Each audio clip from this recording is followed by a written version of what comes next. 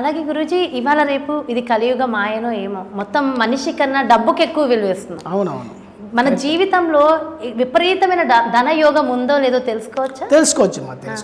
ఎందుకు తెలుసుకోవచ్చు అంటే వాళ్ళ నాడి ప్రకారం అది ధన యోగమానది. ఈ డబ్బులకి సమస్యలు, కొంతమందికి డబ్బులు సమస్యలు ఉంటుంది, కొంతమందికి డబ్బులు సమస్యలు ఉంటుంది. దాని దూరంగా ఈ నాడి గ్రంథం అన్నది 12 చాప్టర్ ఉంటుంది. 12 చాప్టర్ అన్నది ఉంటుంది. ఇప్పుడు ఎవరు వేలుముద్ర ఇస్తున్నారో ఫస్ట్ వాళ్ళకి చాప్టర్ అంటే వాళ్ళ పేరు, డేట్ ఆఫ్ బర్త్, తల్లిదండ్రి పేరు, వాళ్ళ పిల్లలు ఎంతమంది ఉన్నారు, తోడపుట్లు ఎంతమంది ఉన్నారు ఫస్ట్ కన్ఫర్మ్ చేస్తారు. అప్పుడు దాన్ని పెట్టి రెండవది చాప్టర్ ఒకటి ఉంది.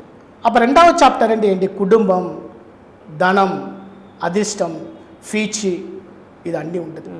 ఇది రెండవ చాప్టర్. ఫ్యామిలీ, ఇది మొత్తం రెండవ చాప్టర్ ఉంటుంది.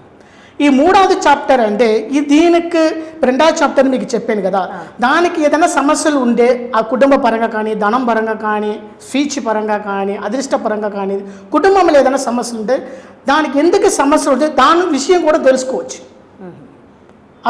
దానికి ఏదైనా సమస్యలు ఉంటే దానికి పరిష్కారం కూడా తెలుసుకోవచ్చు.